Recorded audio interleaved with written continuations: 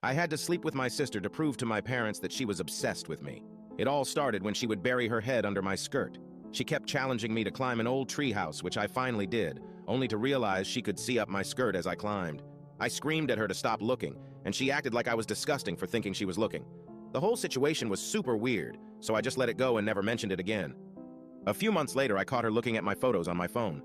Of course, a big fight happened, and my parents got involved. She told them she was trying to delete an ugly photo I had taken of her somehow. My parents saw it as if we were both in the wrong. I didn't have anything scandalous there, but it just felt so wrong for her to be looking at my photos.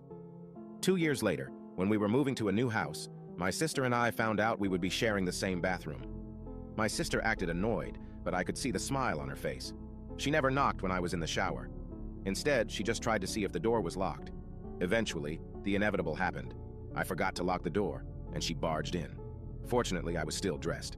I told my parents about it, and instead of the solution being that she should knock, the solution was that I should use the guest bathroom downstairs. Just when I thought it couldn't get worse, it did. A few nights ago, after a family barbecue, I went back to my room and noticed that the pants I had changed out of before everyone arrived were out of the laundry basket and on the floor. When I got up to do the laundry the next morning, I realized that the underwear I was wearing with those pants was missing. I wanted to scream my sister's name and storm into her room, but it would be pointless. The idea of confronting her about it and her trying to manipulate me again was so exhausting that I simply didn't say anything. I knew my younger sister was guilty, but I had no concrete proof, and I was sure that if I confronted her or told my parents, she would just try to manipulate me again and make me feel crazy. As I suspected, a few days later, I noticed that some of my white and black underwear were missing from my dresser. But this time, I didn't say anything and acted like I didn't know anything. The next part of my plan was a bit sneaky, as I suspected. A few days later, I noticed that some of the white and black underwear were missing from my dresser. But this time, I didn't say anything and acted like I didn't know anything. The next part of my plan was a bit sneaky. I was thinking about how to make her hit on me or something like that so I could record it and show my parents. So, I decided on something. My parents were going to another city for the wedding of 2 of their friends. That day would be perfect to put the plan into action, so the day arrived.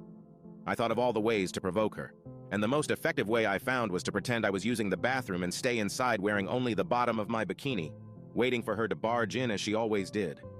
As expected, she broke in through the door as usual, but I didn't expect the reaction she had. She stood there staring at me as if she wanted to pounce on me, like a wolf looks at its prey defensively, but at the same time with a scared expression. This time, I did it differently. I didn't scream. I didn't move away. I didn't make a scene. I just looked into her eyes with a tempting expression. I smiled and asked, "Do you like what you see?" She was startled again and said, "Of course, I've always hoped for this sight." At that moment, I knew my plan was going to work. Now you can check if there is a part 2 by pressing share and more.